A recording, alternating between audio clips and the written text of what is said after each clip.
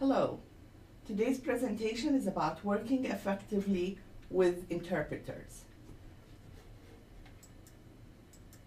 My name is May Shogun. I'm the Director of International Exchanges and Education Programs at the International Institute of Buffalo.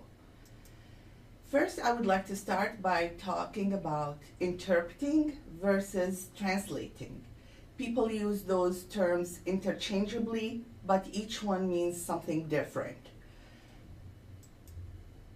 Interpreting is conveying what is being said from one language to the other. It's the verbal message, both in spirit and words. So everything has to be conveyed from the sender to the receiver. Translation is conveying what's being written in a document from one language to the other. So one is verbal and one is written. A good interpreter is not just somebody who learned to speak the language for a course, took a course in college or learned it for a year or two. A good interpreter is one who speaks two languages fluently, who knows both cultures, who have lived in both countries, and who have been professionally trained to interpret. And interpreters are really important because using trained interpreters can improve health outcome, improve patients' care utilization, increase perceived understanding of their care, increase patient and provider satisfaction, and it may reduce medical complications and lower the cost of care in the long run. So very important that the interpreter you're using is somebody who knows what they're doing. In addition, a good interpreter is important that they know the culture, not just the language, because there are nonverbal communication barriers that they need to understand and know how to address.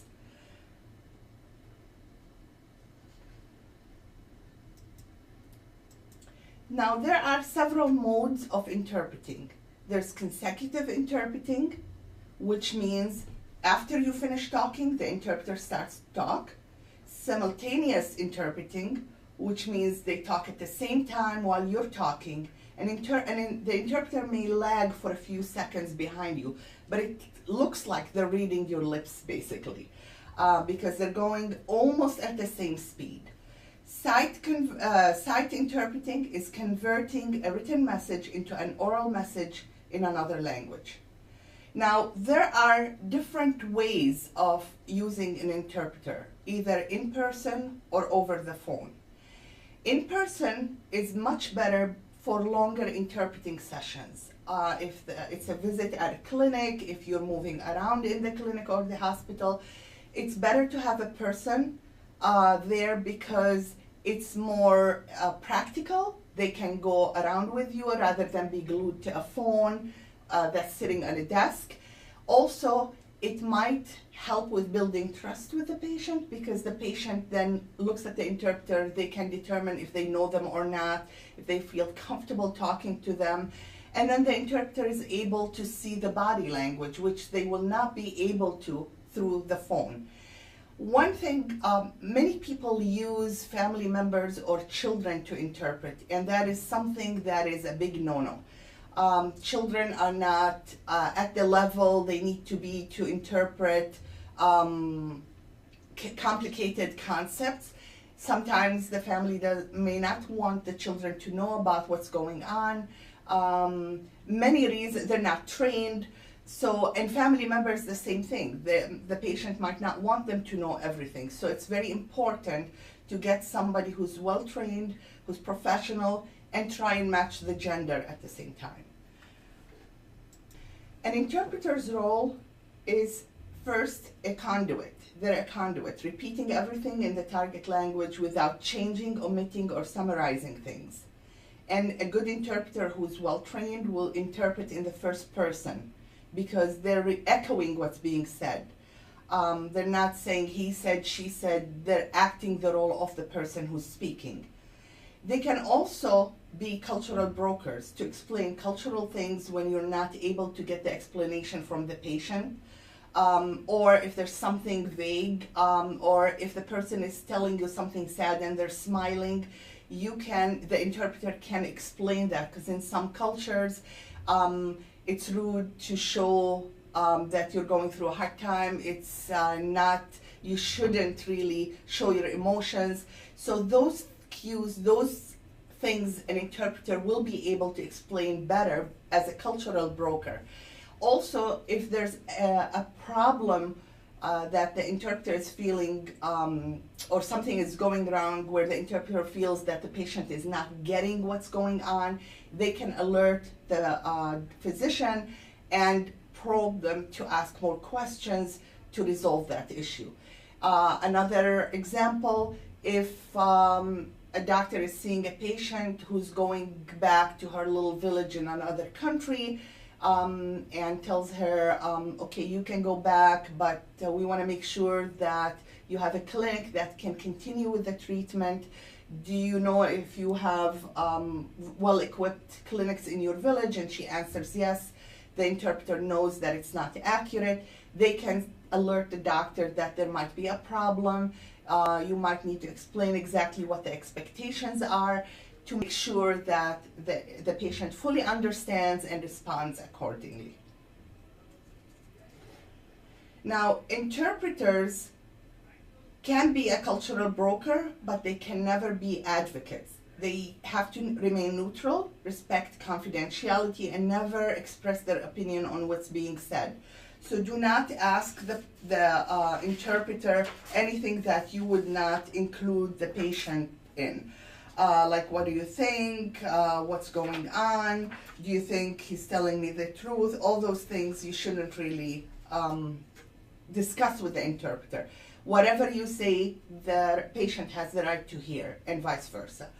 Also, after the interpreter's role ends as soon as the visit ends, so they're not expected to help the patient afterwards or share their phone numbers with them. All that ends at the end of the visit. So it's important to know that they're there just to say what's being said. There are many things that we need to keep in mind when working with an interpreter. Seating arrangements, it's important to be seated where everybody can see, all the participants can see each other. For several reasons. You need to see the emotions the person is going through, the body language, the gestures, and so does the interpreter. So a triangle shape might be an ideal way, or any way where you can see the faces of all the people involved. Have eye contact with the patient, not the interpreter. Do not also address the interpreter and say, ask her why she's here. Speak directly to the patient. The interpreter is just the echo, the conduit, just repeating what's being said in another language. And a good interpreter will also respond using the first person by saying, I'm here because I have health issues, as opposed to, she said she's here. So that keeps the conversation directed to the patient and with the patient only. Do not use slang or acronyms or idioms, because first, many of those idioms might be has a cultural relevance or reference, and also it does not translate well. So to ensure better understanding and full understanding of what's being said, just simplify your message and don't use any of those slangs or idioms. Pause after a complete thought to allow the interpreter to remember everything and interpret accurately. It's hard for the interpreter to remember long sentences, and you run the chance of them omitting something or missing something important. And it's not uncommon for interpreters to take notes with just keywords, so that does not mean the interpreter is not a good interpreter. It just means that they're making sure that they remember all those key words. So make it short, even if you have to break your sentence, if it's a long sentence, to allow them time to interpret everything that you said.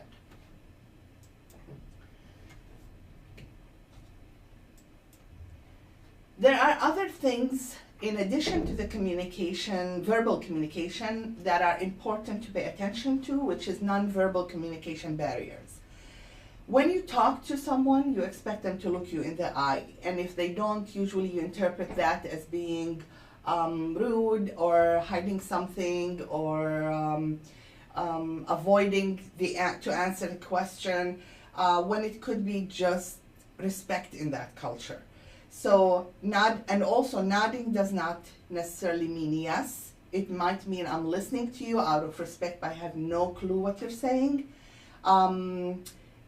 Also, saving face might make the patient say that they understand English when they don't. So when you ask somebody, do you understand or can you speak English? They might say yes because they're embarrassed to say no, and they might not really feel comfortable revealing that they need an interpreter. So you can figure that out by asking questions. Open-ended questions usually go better because that makes them want to share things as opposed to saying yes or no or answering the question with yes or no. So open-ended questions can give you an idea if they fully understand what's being said. Ask also, instead of asking, can you speak English, you can say, what language do you prefer to use? Would you like an interpreter to help you out? Allow double the time also to allow for interpretation, since everything is being said twice. Some concepts also might not exist in the other language. That's why it's important to use simple vocabulary and allow time for the interpreter to explain the concept. You might say a word or ask a question that requires a short answer, and then you notice that there's a long conversation going on between the interpreter and the patient. It doesn't mean that the interpretation is not going well. It might mean that there's a word that has no equivalent in the other language, and the interpreter is trying to explain what that means or what the word means. A good interpreter will let you know that this is what's going on, so you're not confused or assuming things that are not accurate. We mentioned this. Don't use questions that require yes or no answer, but confirm understanding by having the patient sometimes, not only by using open-ended questions, but also ask the patient to repeat the information to you. Don't say, repeat to me so I can see if you understood. You can approach it in a better way by saying, can you repeat to me what I just said? I want to make sure that I didn't forget anything, and that maybe you have questions, so let's repeat it to me to make sure that we covered everything. The education level of the patient and the interpreter might be different levels, so make sure that, or keep in mind that the subject matter knowledge, of the subject matter knowledge, because being bilingual does not mean that the interpreter has enough knowledge in that subject matter, especially with medical terminology. They might be medical interpreters, they might do this so often, but that doesn't mean that they will master all the vocabulary that might be used. So try to use pictures, try to explain more, try to make sure that the interpreter understands what you're saying before they relay the message to the patient. There are many, those are some of the strategies that you can use when working with an interpreter.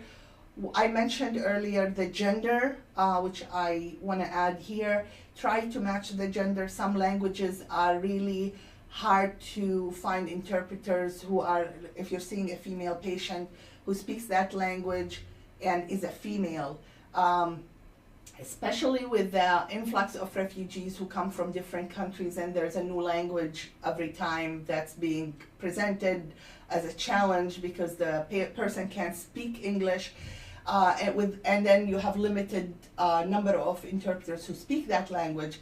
Sometimes you have no choice, if it's an urgent matter, but to use a male interpreter for a female patient. There are ways that you can address this. If you can take them to a room where there's a curtain, maybe the interpreter can stand behind the curtain and interpret. It might work if it's not a sensitive situation. like a female, maybe a health issue, maybe if it's a general health issue, it might work.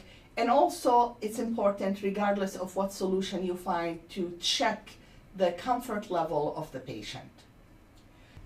To address any situation where there are barriers, challenges, or conflict, I like this model, the Berlin and Fox Learn model, because it really takes into consideration the points of views of both the patient and the healthcare provider. And they might be so different, and unless we acknowledge those differences, we're not going to be able to find a solution. Whether it's in explaining the condition, or the approaches used to address the condition, or what they think caused it. Oftentimes, the doctor asks the patient, what do you think caused this problem? And the patient is hesitant because in their mind, you're the doctor, you should tell me what's going on. Don't ask me to tell you that, I don't know. Or they might have used home remedies and they feel embarrassed to share this with you because they don't want you to say, oh, this does not make sense. And that's why we always recommend that you say, obviously this might not have worked, let's try something else, but get the information from them. Another thing, and all those things, and I'm bringing them up because the interpreter is there, the cultural broker role that the interpreter plays can help you with those situations. Another thing, if you notice that the patient is depressed, the interpreter can be asked to explain things, especially when the patient describes their psychosocial symptoms or mental symptoms through physical symptoms, like I have pressure in my heart, in my chest, or my head keeps hurting. Their way of explaining it, because of the way they view mental health, is different than somebody who is familiar with the concept of counseling, who is familiar with the role of all the healthcare providers. So the interpreter can help you understand where the patient is coming from. So going back to the model and keeping all those things in mind, you need to listen with sympathy and understanding to the patient's perception of the problem. Explain your perception of the problem, and acknowledge and discuss the differences and similarities, which is the stuff that we talked about, their way of viewing it, their approaches. That's the time where you can discuss that, so you can see where there might be an issue that you need to focus on to get them to listen to you, understand where you're coming from, and hopefully comply with the treatment plan. Recommend the treatment plan, and don't stop there, because your treatment plan might not be something that goes well with their values, their beliefs, and doesn't mean that they will follow it. You really need to negotiate agreement, because negotiating agreement will tell you what other barriers might stand in the way of them following that plan that might not have been revealed earlier to you. I hope that I covered some of the things that you might encounter. This is a topic that can take a long day, but in the time that I am given to speak, I hope this gives you an idea. You can always reach out to us at the International Institute for further questions, and I thank you and wish you luck in your school and in your careers in the future.